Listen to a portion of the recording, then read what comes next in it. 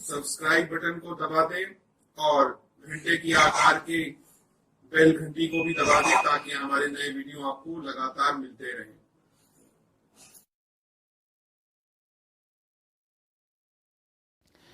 नमस्कार दोस्तों, धर्म रहस्य चैनल पर आपका एक बार फिर से स्वागत है। आज मैं आपके लिए एक बार फिर से रहस्यमयी मठ मंदिरों की कहानी लेके आया हूँ। ये कहानी है बाबरा भूत और नवलखे मंदिर के मूलक तांत्रिक की और ये भाग 1 है। तो सबसे पहले हम लोग आज की कहानी में जानेंगे किस प्रकार से मूलक तांत्रिक और बाबरा भूत का संबंध हुआ और किस प्रकार से उनकी कहानी आगे चली। तो चलिए शुरू करते हैं। ये कहानी है गुजरात में एक स्थान पड़ता है। वहाँ पर एक प्राचीन मठ स्थापित था। उस मठ में एक ऋषि अपनी पुत्री के साथ रहा करता था। उसकी पुत्री बहुत ही अधिक सुंदर थी। उसको देख करके बहुत से मनचले वहाँ पर आया करते थे। ऋषि इस बात को जानता था, इसीलिए उसने अभी तक किसी को शिष्य नहीं बनाया था। मूलक नाम का एक तांत्रिक जब एक बार उस रास्ते से गुजर रहा था तभी उसकी नज़र एक सुंदर कन्या पे पड़ी। उसको देख करके उसके मन में वासना की एक भाव जागे। उसने सोचा कि मुझे इसे पत्नी बनाना चाहिए, यह मेरे बहुत काम आएगी। ऐसा सोच करके वह उनके घर के द्वार पर जाकर खड़ा हो गया और पानी मांगने लगा। पानी मांगने के कारण ऋषि की पुत्री वहां पर बाहर निकल के आई और जैसे ही वो बाहर निकल के आई उसको देख करके वो बहुत ही प्रसन्न हो गया और खुश हो गया। मूलक तांत्रिक उस वक्त 50 साल की उम्र का था। उसने पानी पीने के बहाने उससे कहा, मैं आपको एक दिव्य गोली या वटिका दे सकता हूं। इसके प्रभाव से आपको बहुत सारी दुर्लभ सिद्धियों और शक्तियों की प्राप्ति होगी। उसकी बात को सुनकर वह 19 वर्षीय कन्या बहुत ही ज्यादा प्रसन्न हो गई, क्योंकि 30 वर्षों का दोनों के बीच में अंतर था। इसलिए तांत्रिक अगर प्रण निवेदन करता तो निश्चित रूप से उसे असफलता ही मिलती। इस बात को सोचते हुए उसने तांत्रिक बूटी उसे निकाल कर दी कि इससे यह वशीकृत हो जाएगी। जैसे ही उसने तांत्रिक बूटी निकाल के दी, वहां पर ऋषि आ गए। कन्या ने वह बूटी अपने हाथ में रख ली। कन्या के पिता को देख करके मूलक तांत्रिक बहुत जल्दी घबरा गया। उसने सोचा स्थिति बड़ी बुरी होने वाली है, इसलिए कुछ न कुछ तिकड़म भिड़ाया जाए। उसने तुरंत ही अपने लोटे में से सोने की एक नग बना करके ऋषि को अर्पित की और कहा, हे गुरु, आप जैसा यहाँ पर कोई नहीं है। मेरी इच्छा है कि मैं आपकी सेवा सत्कार करूं और आपको गुरु बनाऊं। मेरी तंत्र विद्या का कमाल देखिए, मैं आपको यह सोने की अंगूठी भेंट करना चाहता हूं। ऋषि प्रसन्न हो गए कि इस प्रकार से एक व्यक्ति सिर्फ जल प्राप्त करने के बाद इतना औघड़दानी है कि वह सोने का बना हुआ एक वस्तु मुझे दे रहा है। ऋषि ने वह वस्तु अपने पास रख ली और उनसे पूछा, आप कौन हैं? तो उसने कहा, मैं मूलक हूँ।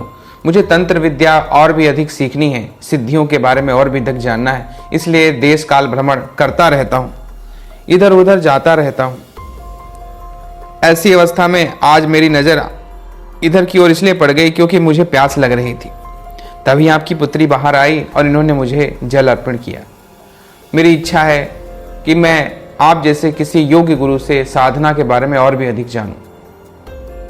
उसके स्वभाव को देखकर ऋषि प्रसन्न हो गए और सोचने लगे कि अभी तक मुझे शिष्य नहीं मिल रहा था, यह शिष्य ठीक रहेगा। वैसे भी यह 50 वर्ष की उम्र का है, इसलिए मुझे और मेरी पुत्री को इससे कोई खतरा भी नहीं होना चाहिए, जैसा कि बाकी लोगों के साथ में घटित हो जाता है। इसलिए उन्होंने तुरंत ही उसे अपना शिष्य घोषित कर दिया और कहा, मेरे साथ रहिए, मैं आपको साधनाओं और सिद्धियों के बारे में विशेष जो भी ज्ञान है वो सब बताऊंगा। उनके साथ रहकर मूलक सिर्फ उस ऋषि की पुत्री को ही देखा करता था। एक दिन उस ऋषि की पुत्री के पास जाकर उसने कहा, क्या तुमने मेरी बनी हुई वटिका नहीं खाई? तो उसने कहा, नहीं, वह रखी हुई है। उसने कहा, ये ऐसा क्यों कर रही हो? तुम्हें अगर सिद्धियां चाहिए तो उसे जरूर खा लो। देखो मैंने सोने के नग को कैसे निकाल करके तुम्हें दिया था। वह सोने का बनी हुई अंगूठी मैंने तुम्हारे पिता को अर्पित की थी। क्या तुम सोना पहनना नहीं चाहती हो? उसकी बातों में आकर के उस कन्या ने उस वटी को खा लिया। वटी के प्रभाव से वो उसके वशीकरण में आ गई। अब दोनों के बीच में प्रेम प्रसंग होने लगा। इस बात को धीरे धीरे करके ऋषि तक भी समझ में आने लगी, क्योंकि दोनों एक दूसरे को एकटक देखा करते थे। ऋषि अभी समझने लगा कि 50 वर्ष का यह पुरुष किस प्रकार मेरी पुत्री का पति हो सकता है। यह कर तो बहुत ही बुरी बात है। इस पर दोनों ने एक दूसरे को देखते हुए और अपनी मर्यादा को त्यागते हुए वहां पर क्रियाएं करनी शुरू कर दी। इसके कारण से ऋषि को बड़ा धक्का लगा और क्रोधित हो गया। इस पर तांत्रिक मूलक ने सोचा कि यह निश्चित रूप से हमारे कार्य को बिगाड़ देगा, इसलिए उसने उसकी पुत्री को वशीकरण के द्वारा एक विशेष प्रकार की बूटी अपने पिता को खिलाने के लिए कही। वह बूटी लेके आ गई और पिता को चुपके से भोजन में उसने मिला करके वह बूटी दे दी। इसके कारण से ऋषि के शरीर बिल्कुल बेजान सा हो गया। सिर्फ वो देख सकता था, बोल सकता था, चल फिर नहीं सकता था। यह देख करके ऋषि को बड़ा ही ज्यादा क्रोध आया। उस क्रोध के कारण उसने बहुत ही भयानक श्राप उन्हें दिया और कहा कि अगर तूने मेरी पुत्री को ले ही जाना है तो मुझे राजमहल लाके दे। अगर तूने राजमहल के समान एक सुंदर इमारत मुझे प्रदान नहीं की तो तू निश्चित रूप से कुछ ही दिनों में मर जाएगा। भयंकर श्राप दिए जाने के कारण से बहुत ही घबरा गया। अब तांत्रिक के समझ में आई कि किसी भी गुरु को किसी भी प्रकार से धोखा नहीं देना चाहिए, लेकिन अब क्या कर सकते थे, गलती हो गई थी। कुछ दिन की मोहलत दी गई थी जिसमें अगर वो ऐसा नहीं करेगा तो उसकी मृत्यु हो जाएगी। वह पैरों पे गिर गया और उनसे गिराकर माफी मांगने लगा, लेकिन समस्या तब भी वैसी की वैसी ही बनी हुई थी। पुत्री भी उनके पैरों में गिर के कहने लगी, पिताजी मैं इनसे प्रेम करती हूँ और विवाह करना चाहती हूँ, आपने ऐसा क्यों किया? कुछ भी हो, ये भले ही बड़े हो मुझसे, तो भी आप इनको क्षमा कीजिए। पिता एक बार फिर से रोता हुआ वहीं पर पड़ा रहा और बोला, इसने देख मुझे क्या करा दिया, अब मैं हिलडुल भी नहीं सकता हूं। बच्ची, मैं तो अपनी तंत्र विद्या के माध्यम से और साधना के द्वारा कुछ समय में अवश्य ही अपने आप को ठीक कर लूंगा, लेकिन मेरा श्राप बच नहीं सकता है। इसलिए तू ऐसा कर, मैं तुझे एक गोपनीय विधि बताता हूं। तू अब चूंकि तूने इससे प्रेम किया है इसलिए तुझ पर वृद्धावस्था का प्रभाव पड़ गया है, और अब क्योंकि तू इससे जुड़ी हुई है तो श्राप के कारण तू भी बूढ़ी हो जाएगी। जल्दी ही एक दिन बाद तू इसी की उम्र में पहुंच जाएगी। और धीरे धीरे असर वो दिखने भी लगा। अगले दिन तक वह कन्या बूढ़ी हो चुकी थी, यानी कि 50 वर्षीय कन्या वो उम्र में हो चुकी थी। अब ऋषि ने कहा, जाओ तो तुम विवाह कर सकते हो, लेकिन फिर भी तुझे प्राण नहीं बचेंगे। दोनों गिरकर फिर से माफी मांगने लगे। ऋषि को बड़ा धक्का लगा और सोचा कि क्यों ना, अब वैसे भी मुझे विवाह करना ही था, दोनों एक दूसरे की उम्र हैं तो इनको मुक्त कर देना ही ठीक होगा। लेकिन ऋषि ने कहा था, मैंने तुम्हें श्राप दे दिया है और उस श्राप से बचने का कोई उपाय नहीं है, सिर्फ एक उपाय है। अगर भूतनी देवी मंदिर में जाकर के तू भूतनी देवी को प्रसन्न कर ले तो फिर शायद तेरे प्राण बच सकते हैं, लेकिन फिर भी मेरी जो शर्त है उसको तुझे अवश्य पूरा करना होगा। उसने कहा, ठीक है, आप जैसा बताएंगे मैं वैसा करूंगा। तो उसने कहा, जाओ यहाँ से भूतनी देवी मंदिर पे, वह एक इच्छा तुम्हारी और एक इच्छा तुम्हारी पत्नी की अवश्य पूरी कर सकती है। उससे ऐसा मांगना जिससे जो है मेरे सारे संकट भी मुट जाएं और तेरे संकट भी हल हो जाएं और तुम दोनों विवाह कर सको। दोनों ने माफी मांगते हुए वहां से प्रस्थान किया। लेकिन कहते हैं ना कि जो व्यक्ति जैसा होता है उसका स्वभाव नहीं बदलता।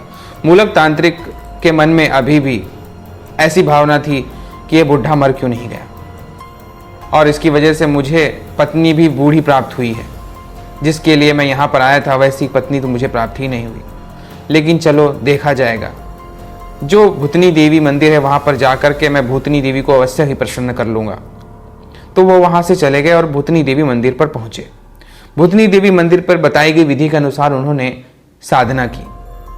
रात्रि में भूतनी देवी प्रकट हो गई और उन्होंने पूछा, तो उस कन्या ने कहा, मुझे शारीरिक व्याधियों से मुक्त कीजिए और फिर से कम उम्र का बना दीजिए। तो तुरंत ही वह कन्या निरोगी होकर के अपनी वास्तविक उम्र में पड़ गई। अब बारी थी तांत्रिक की। तांत्रिक ने कहा कि मेरी भी स्थिति वैसे ही कर दीजिए।